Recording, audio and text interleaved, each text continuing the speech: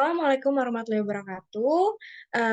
Kami dari kelompok 4 ingin membahas mengenai hasil analisa dari pelaksanaan akuntansi biaya lingkungan oleh PT Kimia Farma. Kami beranggotakan 5 orang dengan saya sendiri, yaitu Disyanur Hafifah, dan juga terdapat rekan saya, yaitu Grace, Amanda Putri, Tristan Naomi, dan juga Aprilia. Kita langsung saja ke pembahasan.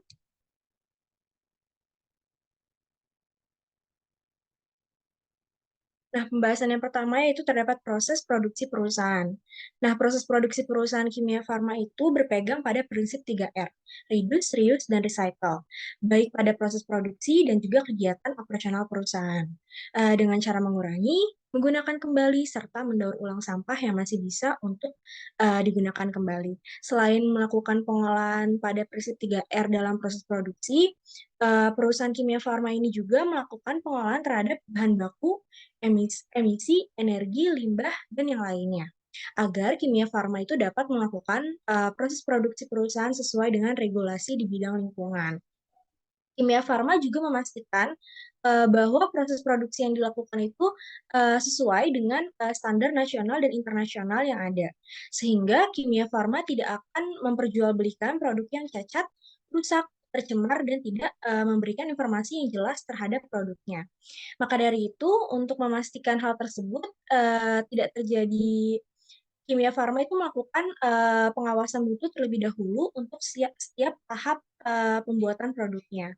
Nah, selain itu, Kimia Farma juga memastikan telah mematuhi persyaratan dan juga pedoman dari cara pembuatan obat atau CPOB untuk memastikan mutu untuk setiap obat yang diproduksi.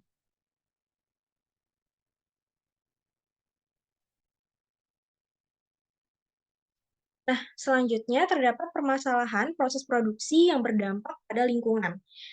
Yang pertama itu penggunaan bahan kimia berbahaya. Proses produksi obat-obatan yang sering melibatkan penggunaan bahan kimia berbahaya yang jika tidak dikelola dengan baik itu dapat mencemari air, udara, dan tanah di sekitar pabrik. Yang kedua itu pembuangan limbah cair pabrik farmasi itu dapat menghasilkan limbah cair yang mengandung residu obat-obatan atau bahan kimia yang berbahaya. Pembuatan limbah cair ini tuh jika tanpa pengolahan yang memadai dapat mencemari sumber air dan juga mempengaruhi ekosistem air setempatnya. Dan yang ketiga, terdapat emisi gas beracun. Proses produksi juga dapat menghasilkan emisi gas beracun seperti gas rumah kaca atau polutan udara lainnya, yang dapat membahayakan kesehatan manusia dan juga lingkungan. Selanjutnya, yang keempat, itu terdapat pembuangan limbah padat. Limbah padat seperti kemasan bekas, sisa-sisa produksi, dan juga bahan kimia bekas, itu dapat menjadi masalah lingkungan jika tidak dikelola dengan baik. Limbah padat tersebut itu dapat mencemari tanah dan air serta menjadi sumber polusi. Dan yang terakhir yaitu penggunaan sumber daya alam. Nah, proses produksi farmasi itu membutuhkan penggunaan sumber daya alam seperti air dan juga energi. Jadi penggunaan yang tidak efisien atau berlebihan dari sumber daya ini tuh juga dapat meningkatkan jejak lingkungan terhadap perusahaan.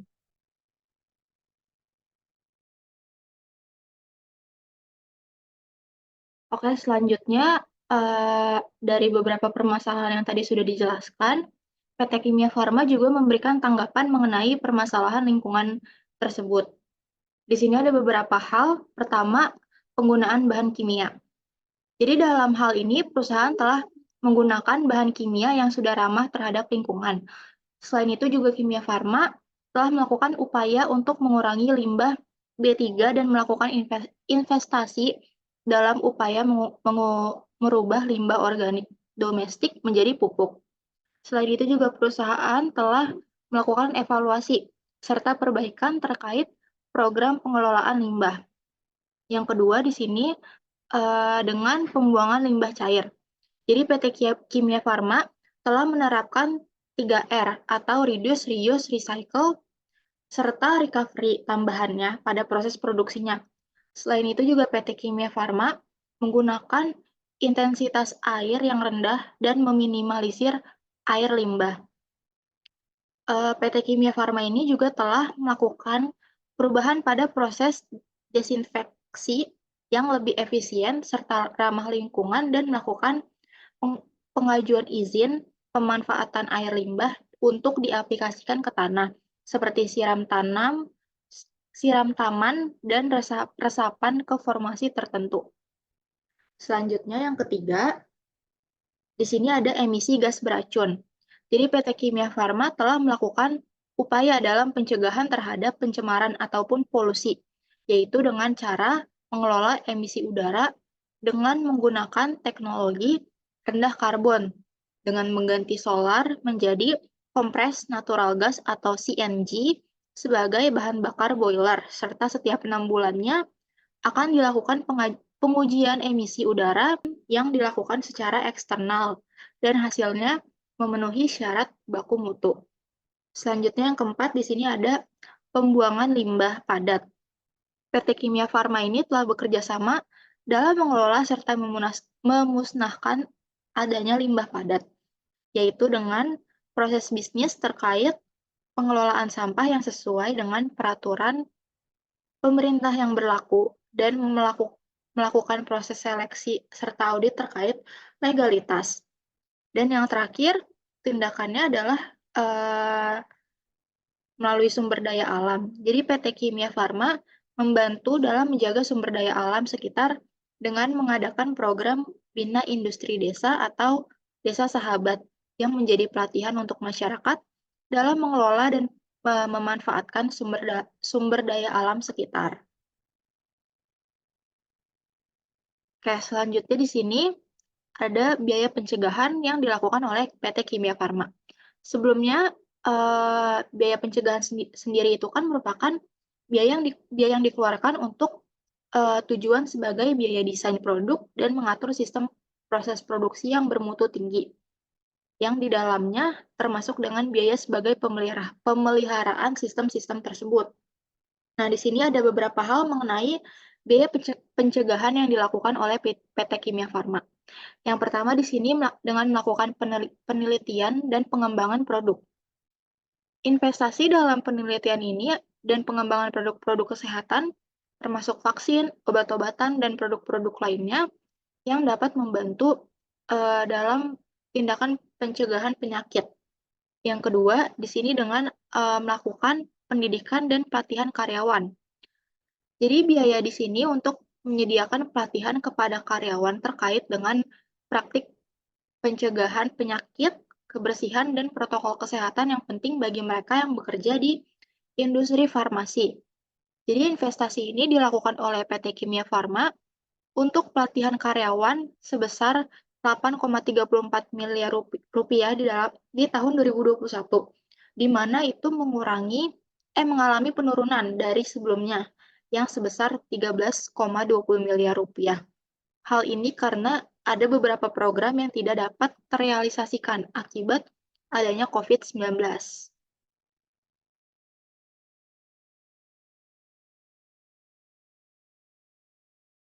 Ya, selanjutnya dari biaya pencegahan itu ada yang ketiga itu ada kualitas dan keamanan produk.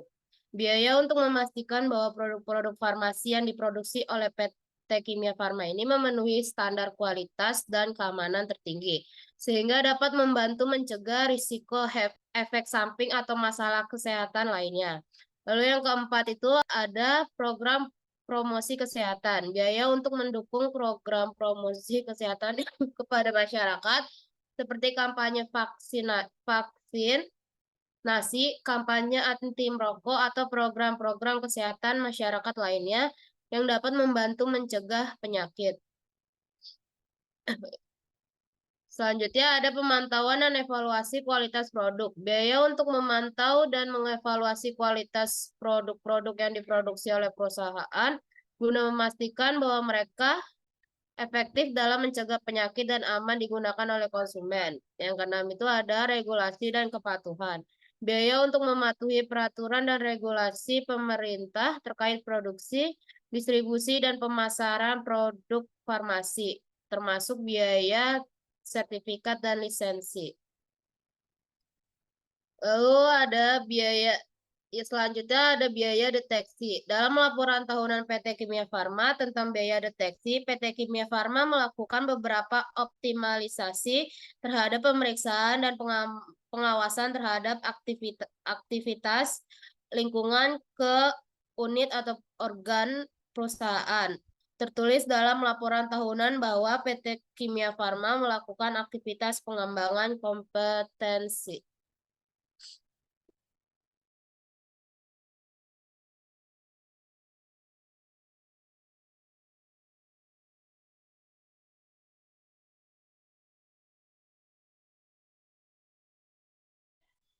Selanjutnya ada biaya kegagalan internal. PT Kimia Farma Tbk memiliki sangat banyak jenis dan jumlah komponen produk yang dihasilkan dari proses produksinya. Hal ini membuat pengelolaan persediaan pun terkadang tidak sesuai dengan aktualnya, sehingga menyebabkan adanya stock out atau persediaan yang dapat berakibat adanya pemberhentian proses produksi. Salah satu penyebabnya berasal dari pengiriman bahan baku yang terlambat dari pihak supplier, karena sebagian besar supplier berasal dari luar negeri, sehingga perusahaan mengeluarkan biaya kerusakan untuk produk yang rusak maupun melebihi masa pakai atau expired. Slide selanjutnya ada biaya kegagalan eksternal. Biaya kegagalan eksternal ini merupakan biaya yang berkaitan dengan pihak luar yang dikeluarkan oleh perusahaan, di mana biaya kegagalan eksternal ini dapat terjadi karena adanya beberapa produk yang dipasarkan oleh perusahaan itu produknya gagal untuk dijual karena tidak sesuai dengan persyaratan yang ada atau memiliki dampak yang berbahaya bagi masyarakat setelah produk tersebut sudah dikirim atau didistribusikan untuk selanjutnya diperjualbelikan kepada konsumen. Pada tahun 2021, PT Kimia Farma ini memiliki 2 produk yang ditarik kembali dari pasaran, dikarenakan produk tersebut memiliki formula dan fasilitas yang dinilai tidak sesuai dengan yang telah didaftarkan. 2 produk tersebut adalah produk Batugen Exlir 300 mg dan produk Chloroquine 200 mg tablet, karena adanya resistensi dan efek samping. Slide selanjutnya ada laporan biaya terkait PT Kimia Farma, laporan biaya lingkungan. Di sini ada pengelolaan dan pelestarian lingkungan, jumlahnya dari keseluruhannya yang mencakup poin-poin di bawah, yaitu yang pertama melakukan sertifikasi dan implementasi ISO 14001 atau lingkungan. Yang kedua ada melakukan implementasi ISO SMK 3. Selanjutnya ada melakukan implementasi ISO 45001 tentang manajemen kesehatan dan implementasi kerja. Selanjutnya ada perpanjangan izin pembuangan limbah cair, ada izin pengambilan dan pemanfaatan air, dan izin tempat penyimpanan sementara limbah B3. Jumlahnya dari pengelolaan dan pelestarian lingkungan itu ada 2.375.10 juta.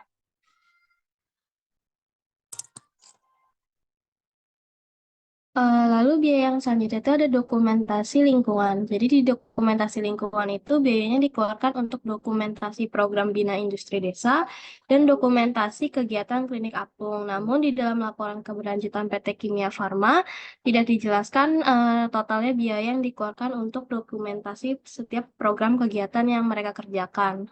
Lalu yang kedua itu ada biaya pemantauan lingkungan. Pemantauan lingkungan itu biayanya digunakan untuk memantau rutin untuk emisi dan ambien untuk titik pantau yang sudah ditentukan yang berada di lingkungan sekitar. Dan yang kedua itu adanya laporan pemantauan lingkungan kerja dan kesehatan kerja. Selanjutnya. Lalu yang ketiga itu ada biaya pengelolaan lingkungan, yaitu untuk melakukan pengelolaan penggunaan dan efisiensi energi, pengelolaan serta pengendalian emisi, dan pengelolaan penggunaan air dan pembuangan limbah. Untuk biaya pengelolaan lingkungan ini juga tidak dijelaskan di laporan keberlanjutan PT Kimia Farma. Lalu biaya yang terakhir itu ada biaya pemeliharaan instalasi atau alat pengolahan lingkungan. Jadi biayanya digunakan untuk pemeliharaan alat pembakaran dan pemasangan alat pengendali udara untuk mengolah emisi, dan juga melakukan pemeliharaan dan uji berkala pada boiler yang digunakan oleh PT Kimia Farma dalam mengolah emisi. Nah, untuk biaya ini juga tidak dijelaskan nominal besaran biaya yang ada.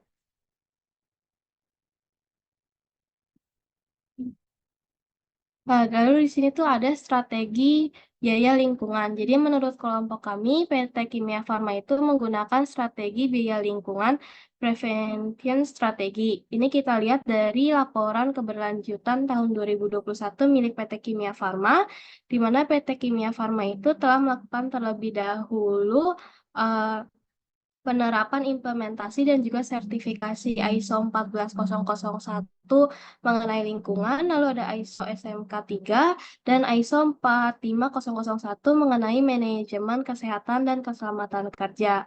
Jadi strategi prevention strategi itu merupakan strategi yang digunakan di awal, di mana untuk menghindari masalah yang bisa saja terjadi ke depannya dengan cara melakukan terlebih dahulu sertifikasi dan implementasinya, agar masyarakat dan perusahaan itu nantinya dapat tahu apakah perusahaan itu sudah layak dalam menanggulangi dan melakukan pengelolaan lingkungannya. Selain itu, Kimia Farma juga melakukan berbagai cara untuk melakukan berbagai pengelolaan, baik itu dari pengelolaan limbah, emisi, maupun energi, dengan cara membuat kebijakan-kebijakan dalam mengenai masalah-masalah yang berdampak pada lingkungan perusahaan.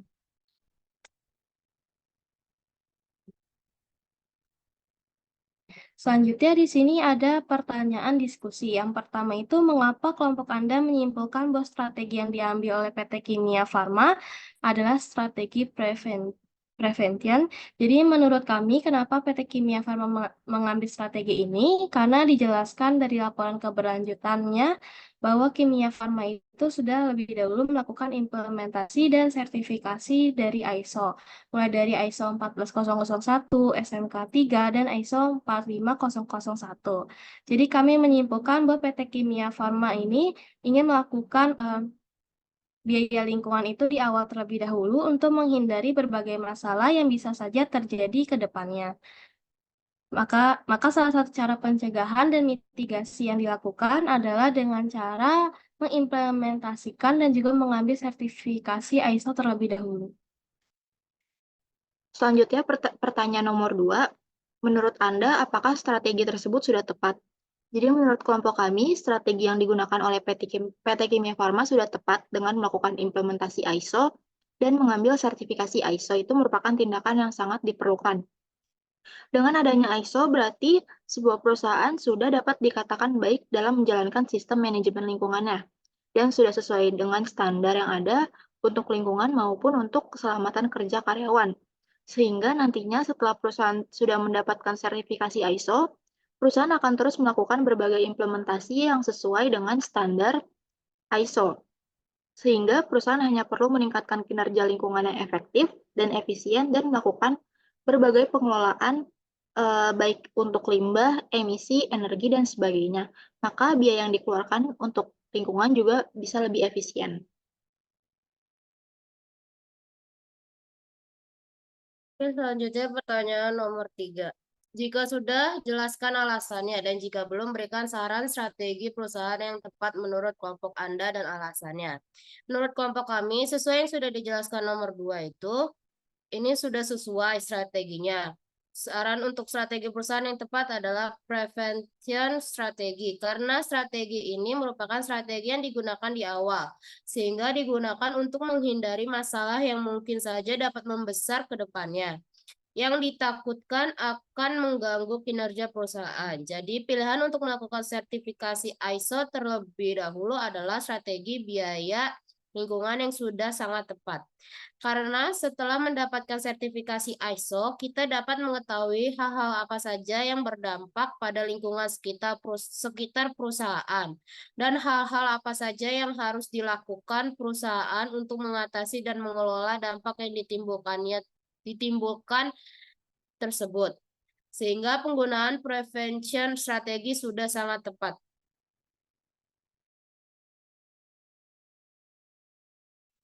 Pertanyaan keempat, itu ada dari keempat jenis biaya lingkungan yang telah dikeluarkan perusahaan, mana saja yang seharusnya dapat dikurangi dan mengapa? Lalu jelaskan jawaban Anda. Menurut kelompok kami, dari 4 jenis biaya lingkungan yang sudah dikeluarkan oleh perusahaan, yang menurut kami harus dikurangi adalah biaya kegagalan internal. Karena seharusnya Kimia Farma melakukan pengelolaan persediaan yang lebih baik lagi agar biaya kegagalan internal dapat dikurangi karena masalah tersebut timbul disebabkan oleh adanya masalah keterlambatan bahan baku karena kebanyakannya supplier yang berasal dari luar negeri. Maka dari itu Kimia Farma harus memastikan mencari hal yang lebih baik, misalnya dengan mencari supplier lokal atau supplier yang jaraknya tidak terlalu jauh agar biaya kegagalan internal yang dikeluarkan akan berkurang.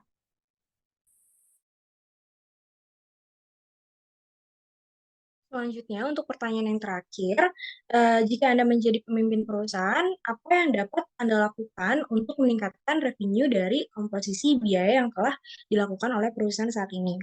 Untuk jawabannya, jika menjadi pemimpin perusahaan, mungkin yang akan dilakukan untuk meningkatkan revenue adalah dengan cara membuat berbagai inovasi-inovasi yang lebih ramah lingkungan untuk setiap produk yang akan diproduksi.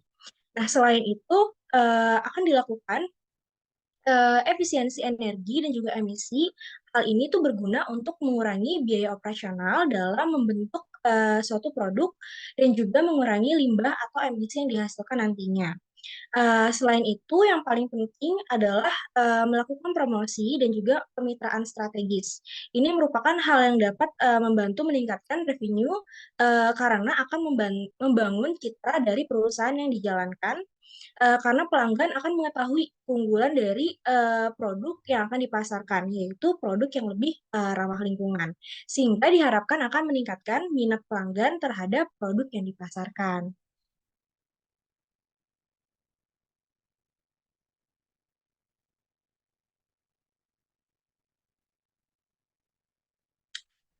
Oke, mungkin segitu saja presentasi dari kelompok kami. Kurang lebihnya mohon maaf. Wassalamualaikum warahmatullahi wabarakatuh.